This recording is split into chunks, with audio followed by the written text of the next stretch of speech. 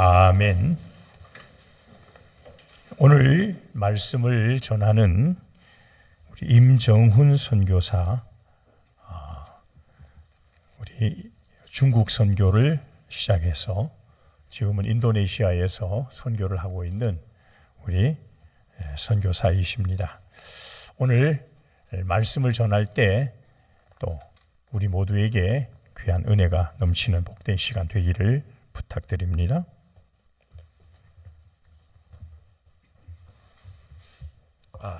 오늘 본문 말씀이 열왕기상 19장입니다. 제가 잘못 보내서 여러분 20장을 교도하셨는데요. 19장 다시 한번 제가 읽도록 하겠습니다. 열왕기상 19장 1절로 8절까지 제가 읽겠습니다. 아합이 엘리야가 행한 모든 일과 그가 어떻게 모든 선지자를 칼로 죽였는지를 이세벨에게 말하니 이세벨이 사신을 엘리야에게 보내어 이르되 내가 내일 이맘때에는 반드시 내 생명을 저 사람들 중 한 사람의 생명과 같게 하리라. 그렇게 하지 아니하면 신들이 내게 벌 위에 벌을 내림이 마땅하니라 한지라. 그가 이 형편을 보고 일어나 자기의 생명을 위해 도망하여 유다에 속한 브엘세바에 이르러 자기의 사환을 그곳에 머물게 하고 자기 자신은 광야로 들어가 하룻길쯤 가서 한 로뎀 나무 아래에 앉아서 자기가 죽기를 원하여 이르되 여호와여 넉넉하오니 지금 내 생명을 거두시옵소서. 나는 내 조상들보다 낫지 못하니이다 하고 로뎀 나무 아래에 누워 자더니 천사가 그를 어루만지며 그에게 이르되 일어나서 먹으라 하는지라. 본즉 머리맡에 숯불에 구운 떡과 한 병 물이 있더라. 이에 먹고 마시고 다시 누웠더니 여호와의 천사가 또 다시 와서 어루만지며 이르되 일어나 먹으라. 네가 갈 길을 다 가지 못할까 하노라 하는지라. 이에 일어나 먹고 마시고 그 음식물의 힘을 의지하여 40주 40날 가서 하나님의 산 호렙에 이르니라. 아멘. 오늘이 2024년 마지막 주일 예배입니다. 이렇게 정말 중요한 귀한 시간에 제가 말씀을 전할 수 있게 돼서 너무나도 감사한 마음이 듭니다. 오늘 말씀이 여러분 한 해를 마무리하는 정말 귀한 메시지가 될 수 있기를 기원합니다. 2024년 한 해를 돌아보실 때 아마 여러분 그 순간순간의 고비마다 많은 하나님의 은혜를 경험하셨으리라고 생각합니다. 그리고 지금 여러분의 마음속에 그런 믿음이 있을 거예요. 2025년도 하나님께서 그렇게 여기까지 인도하심 그대로 인도해 주시리라. 어떤 고비를 만나도 하나님이 은혜로 우리와 함께 하시고 하나님의 능력으로 우리를 인도해 주시리라 하는 그런 믿음이 있을 줄로 믿습니다. 그런데 참 아쉽게도 왜 그런지 알 수는 없지만 지금 이 시간 바로 이 자리에 앉아있는 나는 뭔가 모르는 두려움이 있는 것 같습니다. 뭔가 모르는 불편함이 있을 것 같아요. 하나님의 은혜가 그렇게 컸고 또 하나님의 은혜가 앞으로도 계속될 것을 믿는 믿음이 있음에도 불구하고 왜 마음이 힘들까요? 지금 바로 이 순간 우리가 가장 행복해야 되고 가장 하나님의 은혜를 기뻐하며 찬양해야 되는데 왜 마음이 무거울까요? 모든 분들이 그렇지는 않다고 저는 믿습니다. 오늘 여기에 혹시 그런 분들이 있다면 오늘 이 말씀이 여러분에게 큰 위로가 될 줄로 믿습니다. 제가 이제 한국에 온 지 한 주, 2주 정도 되었는데요. 어떤 선교회에서 저에게 이제 차를 하나 렌트를 해줬어요. 무료로. 근데 20년 된 그 가스차입니다. 이 차를 운전하는데 제 아내가 굉장히 불안해해요. 멀리 갈 때는 이 차 타지 말자. 그래서 운전을 하는데 덜컹덜컹 소리도 나고 그 가스가 새는지 금방 열도 떨어지고 좀 불안한데 저는 그 차를 운전하는 그 시간 순간들이 너무나도 행복한 거예요. 너무나도 편해요. 그래서 아내에게 그렇게 합니다. 이야, 한국에서는 내가 눈 감고라도 이 운전하겠다. 저희가 인도네시아 살면서 너무나도 좁은 도로에 너무 복잡한 도로에서 운전을 하다 보니 한국에서 운전하는 게 천국인 거예요. 차가 20년이 되었든지 뭐 털털거리든지 어떻든지 간에 이렇게 넓은 도로에서 이렇게 편안하게 운전한다는 거 이렇게 행복한 줄 몰랐어요. 그리고 저희가 전에 한국에 올 때는 뭐 형님 댁에서 제가 자기도 하고 또 이렇게 선교관 같은 데 잤는데 이번에 와서는 고산에서 자요. 여러분 내고산에 가면 제 안에 친정이 있는데 폐가예요. 폐가. 20여 년 아무도 살지 않는 폐가인데 제 이제 둘째 처남이 거기에다 이제 농막을 하나 지었어요. 컨테이너 작은 거 하나 갖다 놓고 거기서 자는데요. 얼마나 편한지 모르겠어요. 너무나도 행복해요. 그래서 아내하고 제가 야 이렇게 조용하고 이렇게 공기가 맑을 수가 있나. 저 인도네시아에서 소음과 매연으로 엄청 시달리고 있거든요. 밤새도록 개들이 짖고 밤새도록 큰 도마뱀이 울고 고양이들이 싸우고 오토바이들 지나다니고 그래서 소음으로 하룻밤에도 7번 8번 깨면서 자고 그 매연이 심각해요. 이제 창문 열어놓으면 방 안에 시커먼 이제 그 금불들이 이렇게 내려앉는 그런 환경인데 여러분 같으면 20년 그 가스 새는 차 막 운전하면 행복하시겠습니까? 저 농막에서 추운데 이 한겨울에 자는 거 여러분 행복하시겠습니까? 그렇죠? 저는 행복합니다. 제 아내도 너무 행복합니다. 사랑하는 여러분, 제가 왜 이 말씀을 드리는가 하면 참 우리는 행복을 우리 바닥에 깔고 살면서도 늘 행복을 깔고 앉아있고 거기에 누워서 살면서 그리고 하나님의 늘 은혜의 구름과 은혜의 불기둥 아래서 살면서도 잘 모른다는 거예요.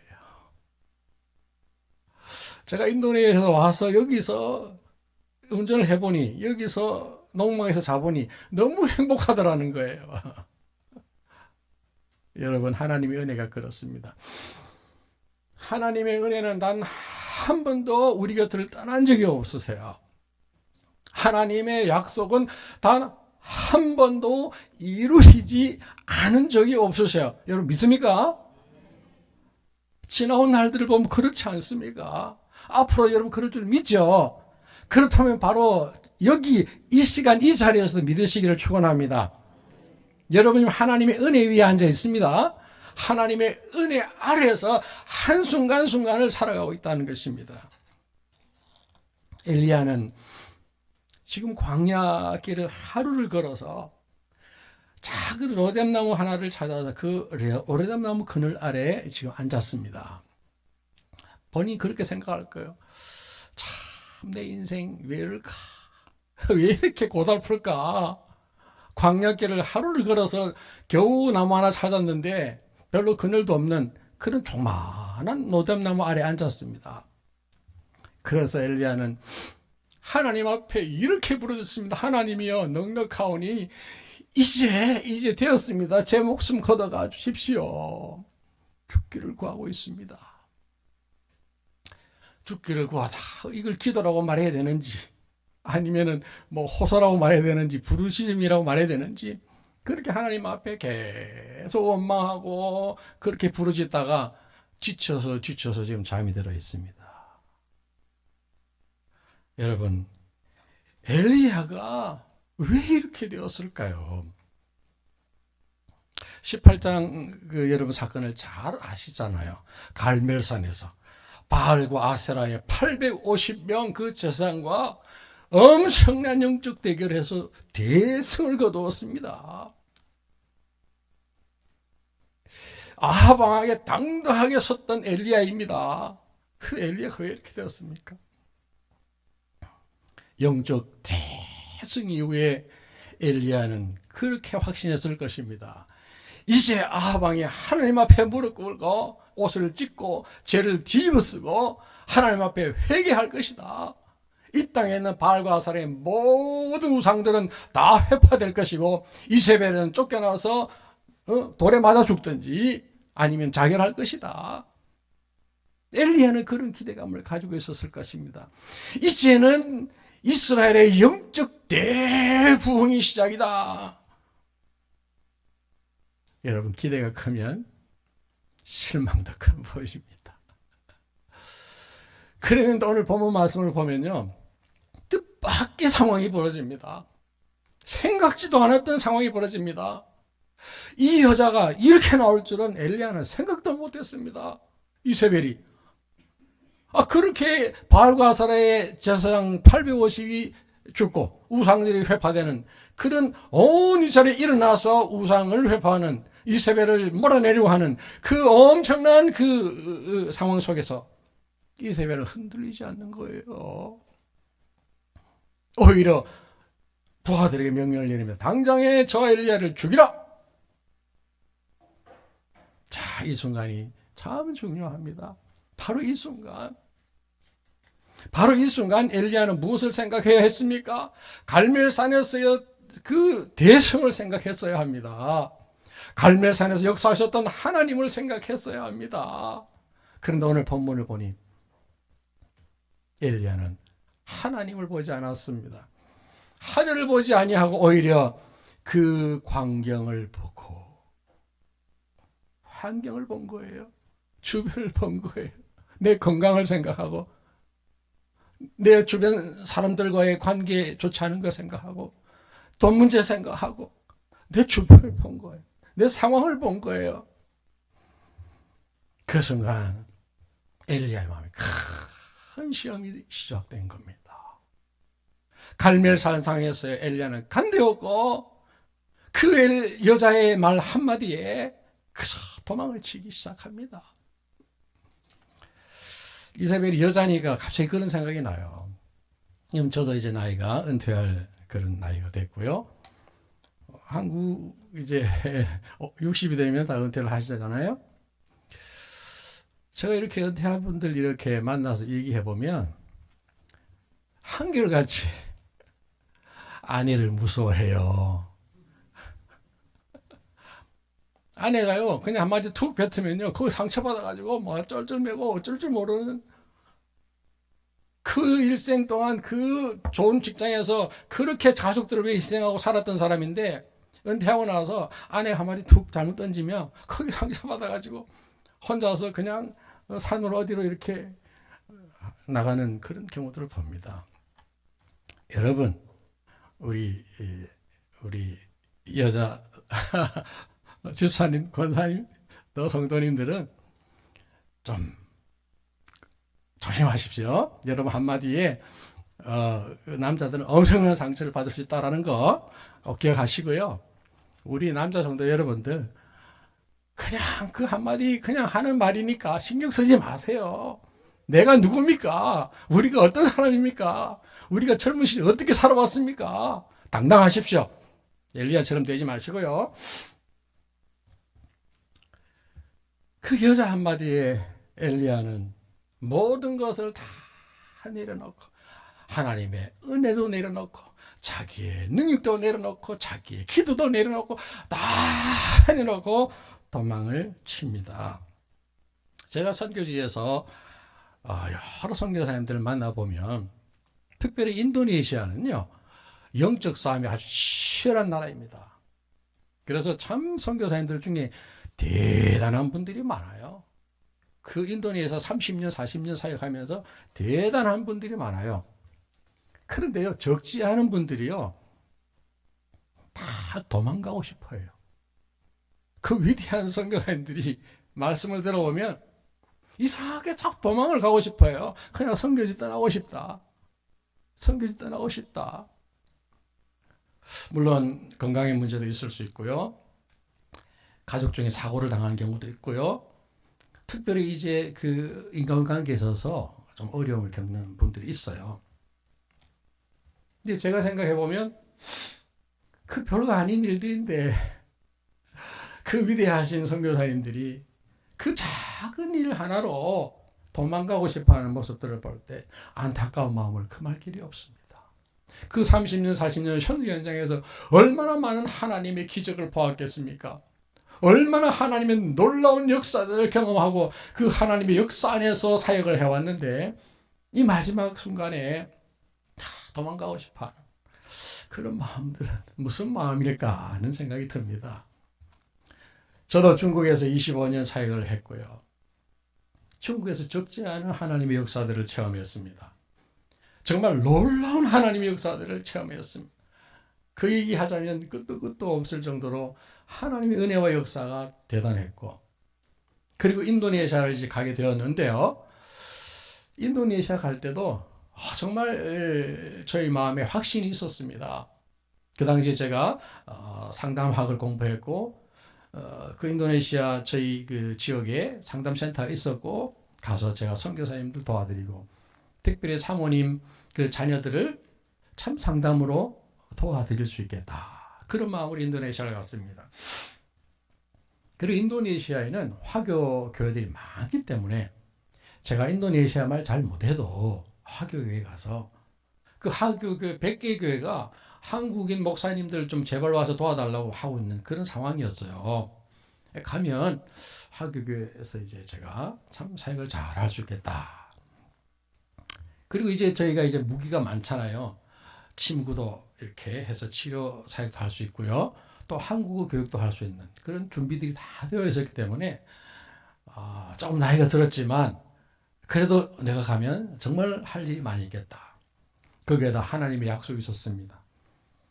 하나님의 분명한 부르심이 인도네시아에 있었습니다. 그래서 저희는 이제 주저하지 않고 인도네시아에 갔어요. 근데요, 다 설명을 드릴 수 없겠지만 너무나도 실망스러운 상황이 6개월이 지나지 않아서 저희 주변에서 일어나기 시작했습니다. 상담 사역은 더 이상 할 수 없는 상황이 되어버렸고요.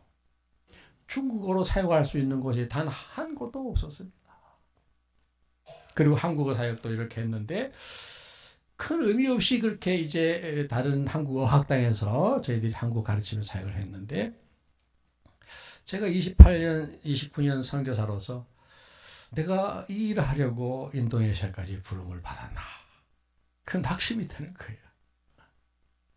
그래서 지난 2월 저희 아들 결혼식 때 저희가 잠깐 나와서 담임 목사님과 이제 상의를 하고, 저희가 아무래도 철수를 해야 되겠습니다. 목사님, 저는 중국 사역지도 다시 돌아보는 사역을 해야 되고 이곳에 와서 또 이주민들 사역을 하는 것이 좋을 것 같습니다. 그랬더니 담임 목사님 흔쾌하게 허락을 해주셨어요. 목사님 괜찮습니다. 뜻대로 하십시오. 그래서 이제 결혼식을 마치고 이제 2월 말에 이제 다시 인도네시아 들어가서 저는 이제 인도네시아 사역을 정리하려고 했습니다. 정리를 하고 인도네시아를 떠나려고 하는데 제 마음이 너무 불편한 거예요.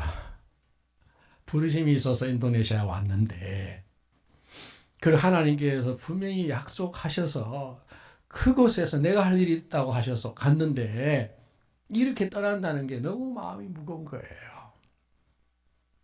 자, 그런데 바로 이 순간에 마치 엘리야가 로뎀 나무 아래 앉아서 막 하나님 앞에 부르짖다가 잠이 든 그런 모습이 제 모습이었는데 바로 그 순간부터 하나님의 어루만짐이 시작되신 거예요.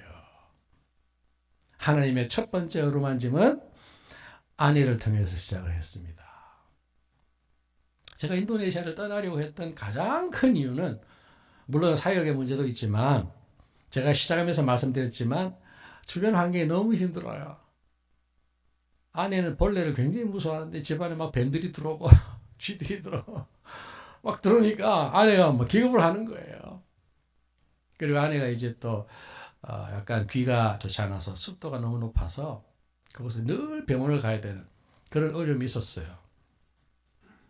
저는 이제 아내를 생각하는 마음이 첫 번째고 그 다음에 이제 사역적인 부분이었는데 아내가 그렇게 말하는 거예요. 여보, 지금 가는 거 아닌 것 같아. 우리 여기서 뭔가 할 일이 있는 것 같고 하나님이 우리를 약속하셔서 부르셨으면 뭔가 여기서 우리가 할 일이 있는 것 같아. 그 얘기를 딱 듣는 순간 제가 한국으로 나가기로 결정하고 그 일들을 시작하더니 딱 중단이 되는 거예요. 그러니까 아내가 이렇게 말하면 저는 평생 동안요, 본인은 그렇게 인정 안 하실지 모르겠지만 저는 아주 중요한 모든 결정들은 아내 결정을 따랐습니다. 최종 결정권자예요. 물론 뭐 집에서 사과를 먹을까 배를 먹을까 제 마음대로 해요. 뭐 그런 거는 제가 작은 것들은 제 마음대로 하지만 큰 결정 앞에서는 연약한 그릇의 결정을 따라갑니다. 아내는 연약한 그릇이잖아요. 은퇴하신 남자분이 연약한 그릇이에요. 그래서 연약한 그릇의 결정을 따라가기 때문에 아내가 괜찮다 그러면 저도 괜찮은 거예요. 안 나가겠다 하면 안 나가도 되는 거예요. 그래서 그런가? 그러면 지난 한 6, 7개월 전부터 저희가 이제 그 뿌리 선교라는 그런 선교 사역에 대한 소식을 듣고 그 일을 추진을 했었어요. 그 일은 어떤 일인가 하면 인도네시아에 있는 그 학생들을 한국에 있는 전문대학에 보내서 거기를 졸업시키면 뿌리 산업체에 이렇게 취업을 할 수 있게 돼요.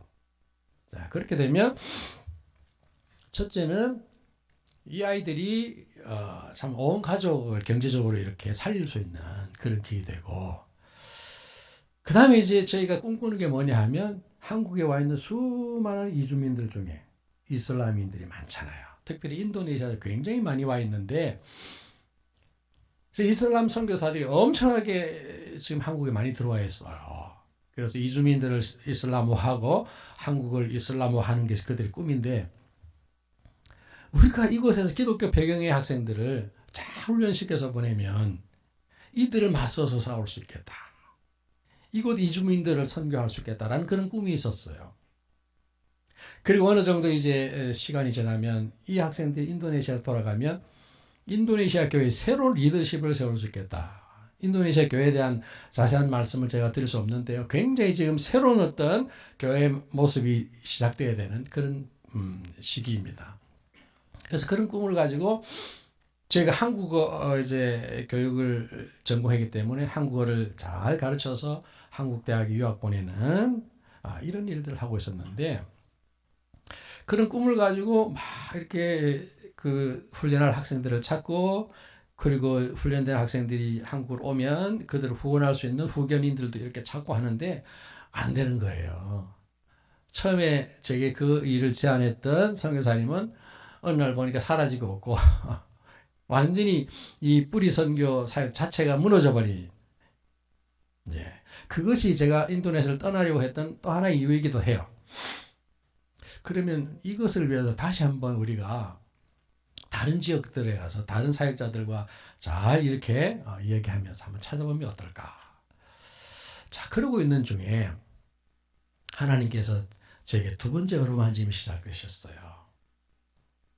저희가 그 사역지에서 가장 친하게 지내는 목사님 부부가 계시는데 이분은 보육원을 해요. 보육원에서 한 30명 정도 되는 그 아이들을 돌보는데 보육원에 대부분 중학교, 고등학교 학생들이에요. 그리고 고등학교 2학년에서 3학년으로 이렇게 올라가려고 하는 아이들이 7명이 있었어요. 7명이. 자, 그런데 어느 날 그 선교사님하고 이제 만나서 얘기를 하는데, 자, 우리가 이만저만해서 이제 철수를 지금 준비를 하고 있는데, 이 뿌리 선교에 대한 꿈이 있었는데 이것도 접고 가야 되겠다. 뭐 이런 얘기를 하는 중에, 이 최 선교사님 무릎을 딱 치더니, 선교사님, 제 손을 꾹 쥐더니, 저하고 같이 해요, 저하고.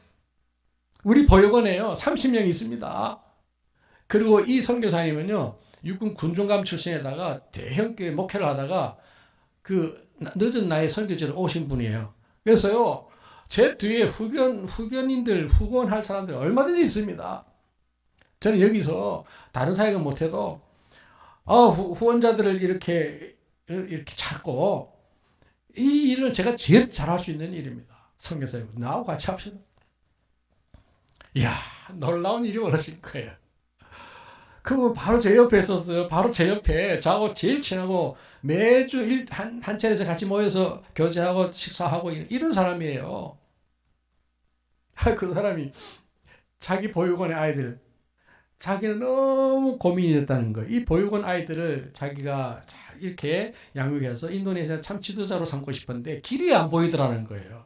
그래서 본인도 그냥 이거 접고 가려고 했대요.